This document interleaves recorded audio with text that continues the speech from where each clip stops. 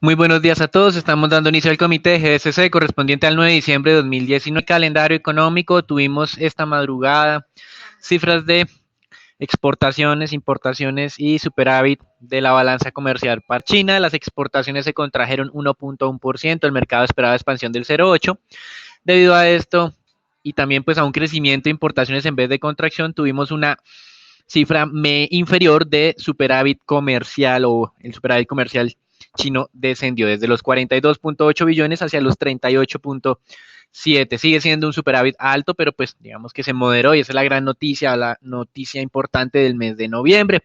Por supuesto, varios han hecho el énfasis en la parte negativa, que es la contracción de las exportaciones, pero digamos que la reducción de los desbalances en nuestro concepto es algo importante, más aún cuando las compras de China hacia el mundo se aceleraron levemente.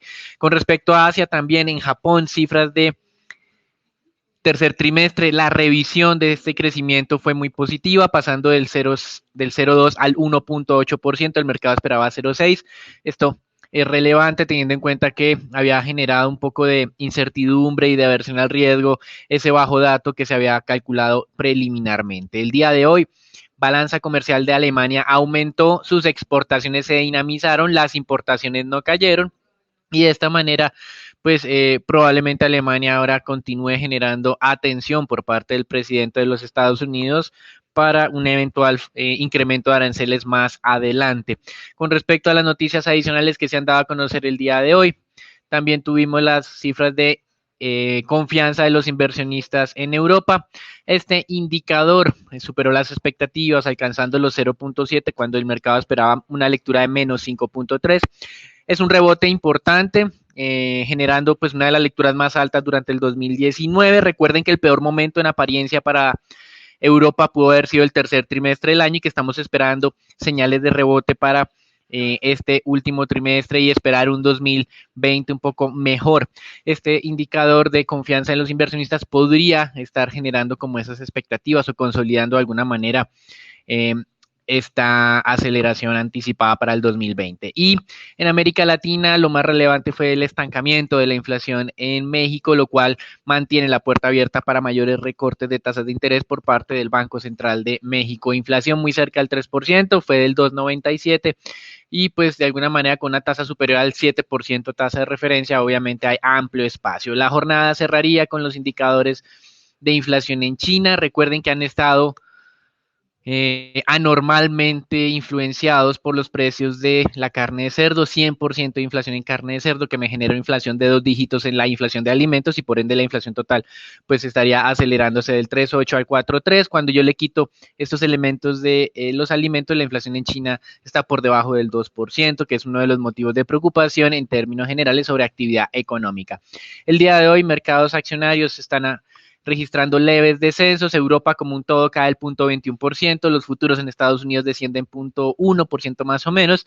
Acá tener claro que los mercados accionarios el día viernes cerraron con fuertes valorizaciones casi del 1 y los dejaron a menos del 1% de los máximos históricos en precios de acciones tanto en Estados Unidos como en Europa. Entonces, este retroceso de hoy por el momento no es para asustarse. Recuerden que el 15 de diciembre en teoría tenemos la nueva ronda de aranceles de Estados Unidos hacia productos chinos.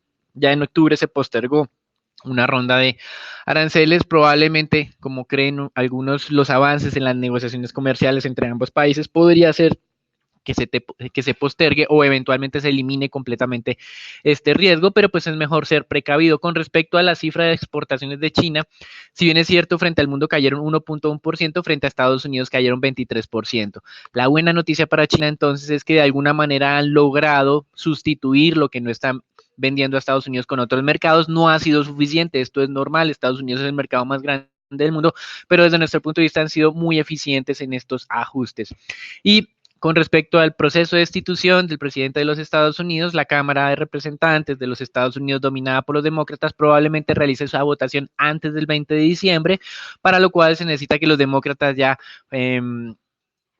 confirmen cuáles van a ser entonces los cargos de este proceso de investigación en contra del presidente Trump.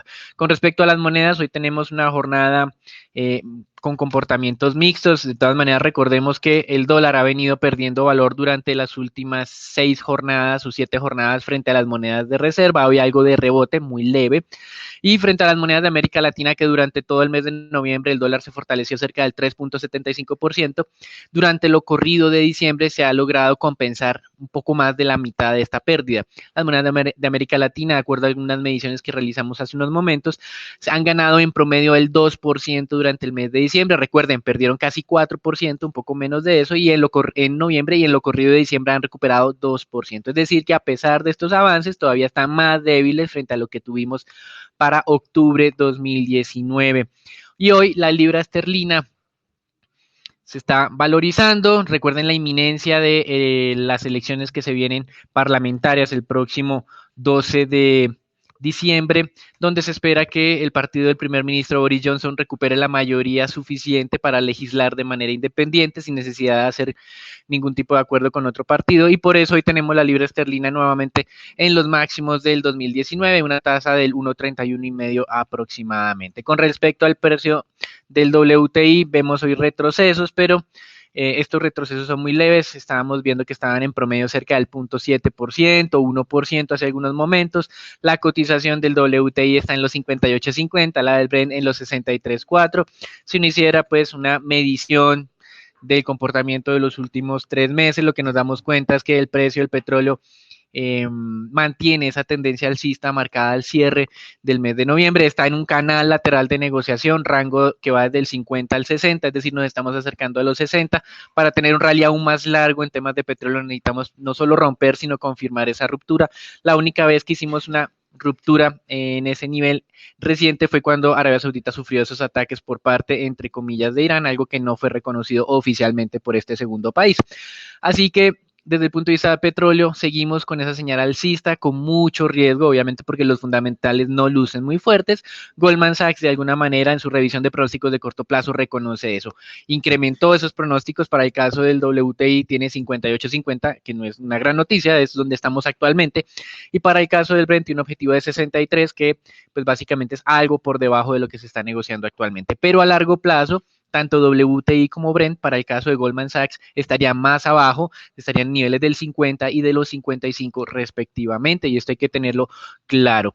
Algunos analistas consideran que en este momento Arabia Saudita va a ser un poco más fuerte para presionar a que el resto de países de la OPEP cumplan con esas cuotas de producción, pues en caso contrario, lo que dicen estos analistas que conocen cómo tomarán decisiones, o que dicen conocer cómo va a tomar decisiones de aquí en adelante, consideran que Arabia Saudita podría incrementar su nivel de producción para sancionar al resto si no se acogen a ese pacto que alcanzaron recientemente. Entonces, esa expectativa, recuerden que me genera a mí un sesgo bajista en temas de petróleo, así que hay que ser muy mesurados con lo que pueda ocurrir de aquí en adelante. Hemos visto que hay valorizaciones en algunos activos del sector, valorizaciones que en nuestro concepto sería razonable tomar utilidades en las próximas jornadas. Con respecto a el tema de renta fija al día de hoy, vemos que los tesoros a 10 años están negociando en niveles del 1.82. Si uno hiciera también retrospectiva de estos niveles de negociación, estamos en el promedio de negociación de los últimos 6 a 8 semanas aproximadamente. Estamos hablando desde mediados del mes de octubre. 1.82 fue cuando hicimos esa ruptura y cambió la señal de bajista hacia alcista en el mercado de renta fija en los Estados Unidos. Objetivos de corto plazo, recuerden, 2%, y hay que tener muy en cuenta lo que ha venido ocurriendo con la media móvil. Cuando obtuvimos esta señal, la media móvil 200 estaba en el 2.11, ahora estamos al 2.05, es decir que esa zona del 2% puede ser una zona muy fuerte de resistencia. El viernes pasado tuvimos los datos de empleo en los Estados Unidos, generación de empleo, tasa de desempleo, remuneración salarial, todos estos indicadores más fuertes de lo anticipado, validando de alguna manera el mantra de la Reserva Federal de mantener la tasa de referencia inalterada por el momento, es decir, por temas de corto plazo. Recuerden que lo último que se deteriora en los ciclos económicos es el mercado laboral. Las empresas obviamente no despiden a los trabajadores hasta que ven un incremento considerable de sus inventarios. Todavía lo que nos está mostrando el mercado laboral es que esto no ha ocurrido de manera suficiente en los Estados Unidos. Con respecto a otros indicadores relevantes, hoy hay subasta de tesoros Hoy hay subasta repo, liquidez en los Estados Unidos en la tasa overnight. El monto va a ser de 120 billones de dólares y va a haber una subasta a 28 días, es decir, un mes por cerca de 25 billones de dólares, lo cual pues de alguna manera va a generar algo de expectativa por parte del mercado. Hay algunas presiones en la tasa repo nuevamente, por eso la Fed estaría siendo muy activa en la intervención de este mercado. El Banco Internacional de Pagos, que es una entidad privada que de alguna manera asesora a los bancos centrales, realizó un estudio sobre lo ocurrido durante el mes de septiembre con la tasa repo en Estados Unidos. Dice que hay un tema estructural, pues el cambio de comportamiento de 4 importantes participantes más los requerimientos de liquidez natural que tienen los hedge funds hicieron que de alguna manera se comprimiera la liquidez durante ese mes y se disparara la tasa repo muy alejada de la tasa de referencia de la Reserva Federal. Así que aquí hay un tema que la Fed debe continuar gestionando. El presidente JP Morgan había criticado a la regulación o había culpado a la regulación como la causante de esa desalineamiento temporal que tuvimos, es decir, que la regulación no ha cambiado. Estas 4 entidades en los Estados Unidos siguen condicionadas de alguna manera por esto, si le hacemos caso pues a James Dimon, presidente de JP Morgan, y por lo tanto puede volver a ocurrir ese desalineamiento, así que la Fed va a estar muy pendiente para evitarlo. Y finalmente, como mencionábamos, el tema de la inflación en México le daba espacio para que el Banco Central recortará su tasa en los próximos meses, como veremos acá en la tabla que tenemos de bancos centrales que nos suministra Bloomberg. Las expectativas de recorte de tasas en México en los próximos 2 meses, que tiene una tasa hoy del 7,50, van entre 125 y 150 puntos básicos, es decir, una tasa aún dentro de un año que podría estar entre el 6 y el 6,25%. Eso es todo por ahora, los dejamos con Raúl y Jairo Alonso con la información del mercado colombiano.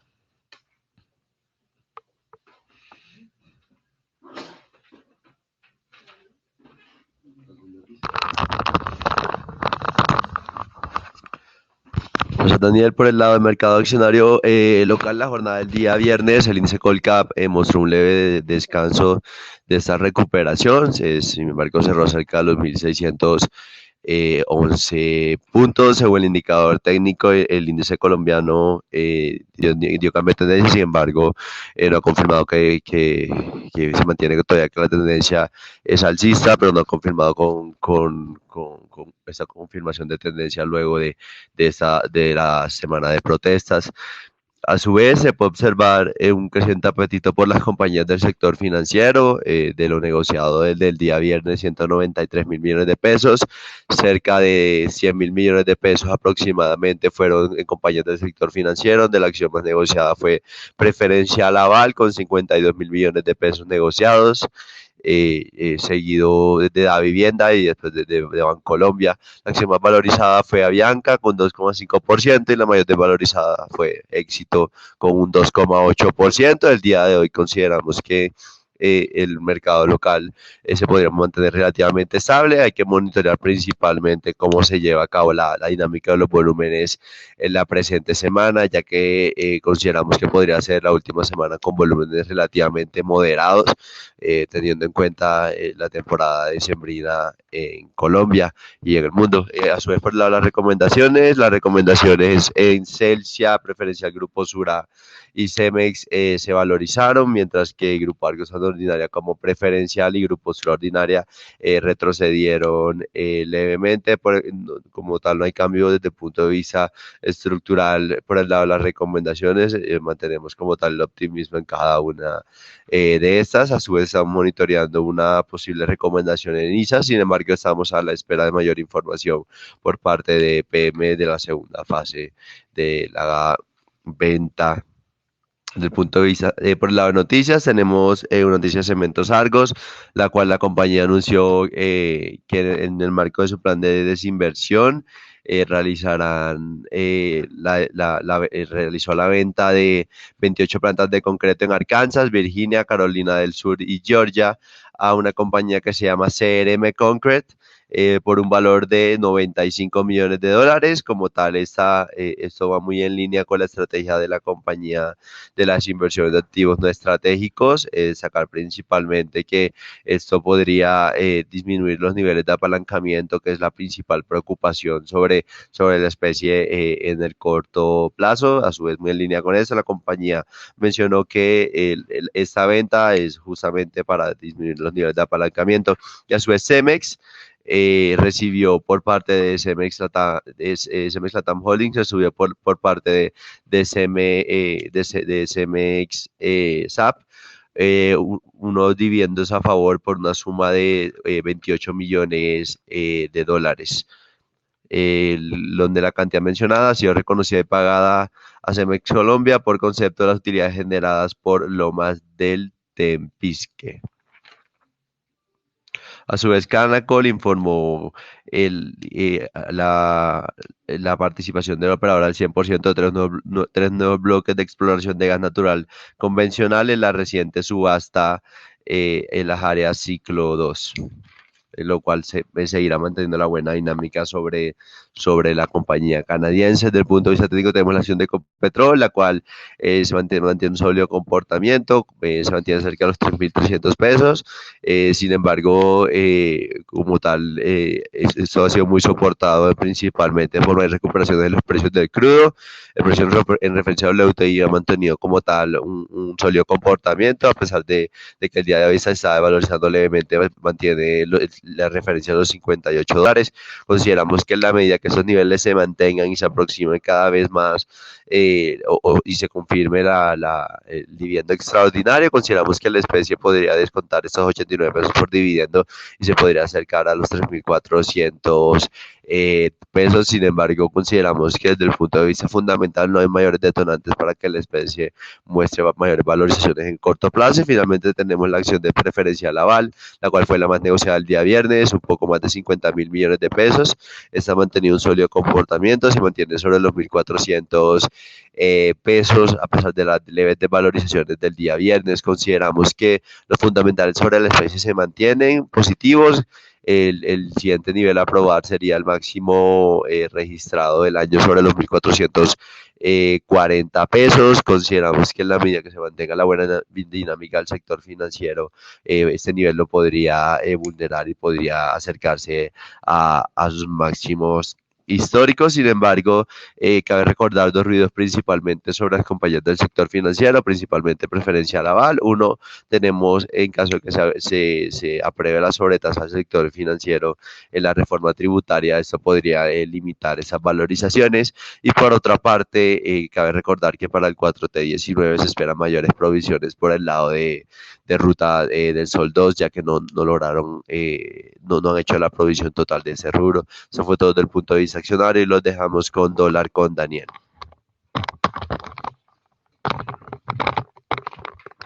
Gracias, Raúl. Replicando el resto de movimientos de monedas de América Latina, el peso colombiano se está fortaleciendo, el dólar está descendiendo.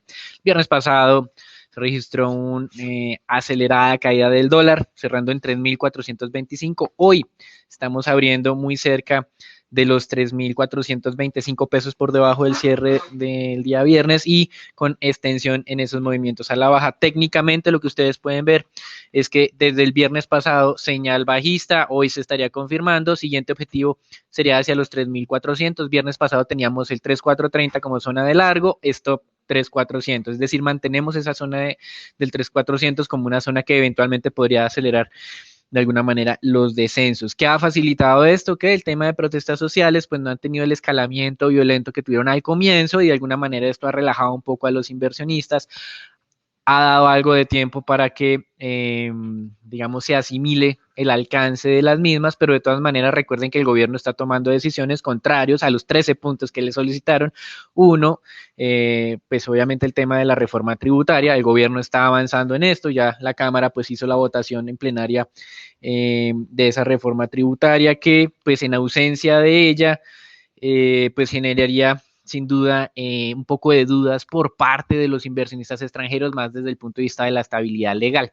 De todas maneras, recuerden que esa reforma o esa ley de financiamiento que fue aprobada el año anterior iba a generar algunos faltantes a partir del 2020, 21 y 22. Es decir, que en ausencia de esa reforma, por un lado, en teoría habría más recaudo, pero menos confianza sobre Colombia, es decir, menos inversión. Entonces tenemos como una balanza un poco complicada de gestionar.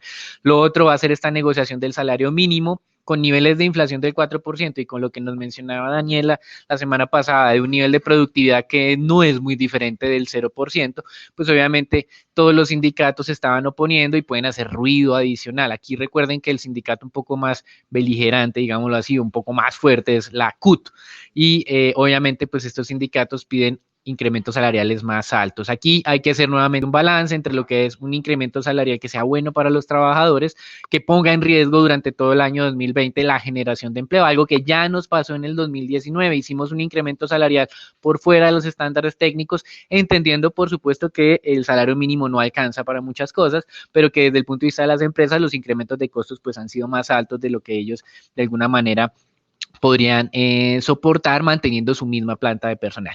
Pues bien, esa es la encrucijada que la que está el gobierno actualmente y muy probablemente se vaya a ir incumpliendo paso a paso cada uno de esos 13 puntos que fueron solicitados. Ojalá por lo menos en la parte de corrupción y en la parte eh, de pues otras reformas un poco menos fuertes desde el punto de vista fiscal pueda tenerse algunos avances, porque sí es necesario ir haciendo algunos cambios en el tema de educación también, algunos compromisos un poco más fuertes, pero obviamente se viene el tema pensional, donde estamos totalmente de acuerdo con el gobierno. Hay que desmontar los subsidios a las pensiones altas, algo que no entienden los promotores del paro. Ellos prefieren dejar ese nivel de pensiones, ese subsidio del 50% que están recibiendo las pensiones más altas. Nosotros estamos en contravía completamente de eso.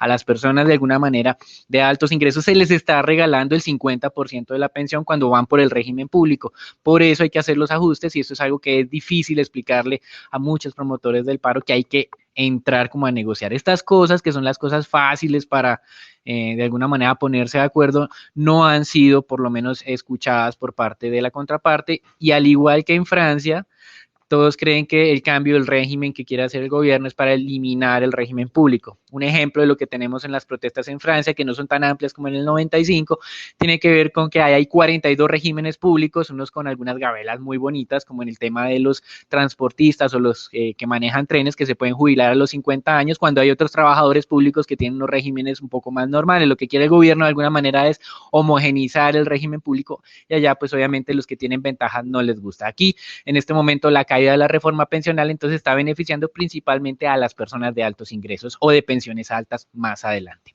Eso es todo por el día de hoy. Los dejamos ahora con Jairo Alonso en el mercado de renta fija local.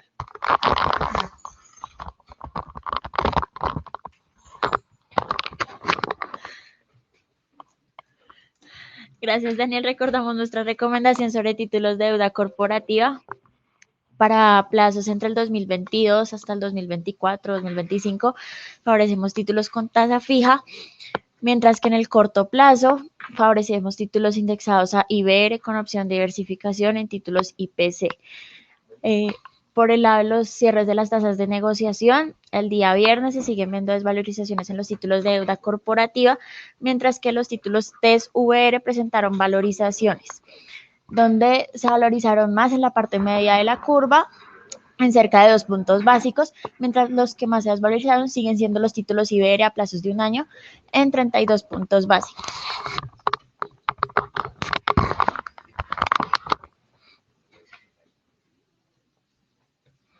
En la jornada anterior, tanto los test con vencimiento 2024 como los test a 2028 presentaron valorizaciones y cerraron en 5.326 y 6.05 respectivamente. La curva de test en pesos se valorizó 3 puntos básicos en promedio, mientras el segmento corto y medio se desplazó al alza en 2.23 básicos y 1.80 básicos respectivamente. El segmento largo se desvalorizó 0.17 básicos. Los test denominados NVRs presentaron valorizaciones de 1 punto básico. En deuda corporativa superaron alrededor de 32 mil millones a través del sistema transaccional y 961 mil millones por registro. Lo más transado fue tasa fija con vencimiento a 2020, seguido de IBR con vencimiento a 2021. Eso es todo por nuestro comité del día de hoy. No olviden seguirnos en nuestras redes sociales y los esperamos mañana en un nuevo comité. Muchas gracias.